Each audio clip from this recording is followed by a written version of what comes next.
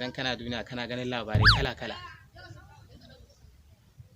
Sai a dinga cewa 'yan Fulani sun cika wuta. Wani yanzu kaga wannan labarin a Facebook an nuna cewa gashi 'yan Fulani kaza.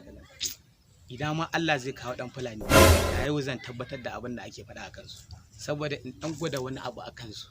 A matsayina na profesa dan nuna wani abu alamomin da sun tabbatar da cewa ɗan Fulani lalle yana da wata akan abin da ake faɗa. Allah kawo shi. Shi yasa na bi wata dajin nan in duba an gani. Ko Allah zai haɗa ni da su. Yawwa. Aiko Allah ya kawo mu wani dacin na hango shi. Kai ɗan Fulani. Dama tambaya nake da shi Allah sa za ka bani haɗin kai mai tambayar nan tsakani da kai. To Allah sha mun sha. Idan ka ci zan baka 5,000. Amma idan baka ci ba kai za ka bani. To wata irin tambaya ne wannan? Yawwa. Me tazarar sama da ƙasa? Tazarar sama da ƙasa.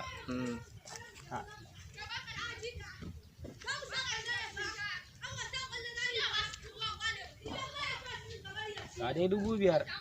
A ranar Allah ne ban shani ba. Ok, to shi kenan. Ba damuwa. Yanzu saura ni. To, kana da tambaya ne kai ma? To, tun da ka mana tambaya, ai ma muna da tambaya. To, ina jin ka. Tambaya ta shine wata dabba ce wanda tana ƙasa tana da ƙafa 2. Idan ta tashi sama tana da ƙafa 3. Idan ta tashi can sama za ganta da ƙafa 4. Amma ta tashi shakowa tana shakowa ne da ƙafa 1. Wannan wace dabba ce?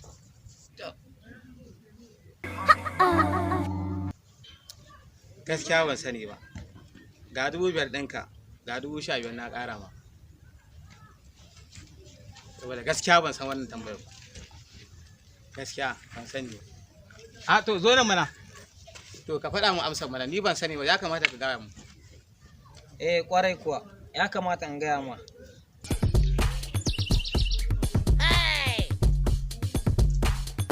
Wannan fa? Rike nan. To, a radu ni ma ban shani ba.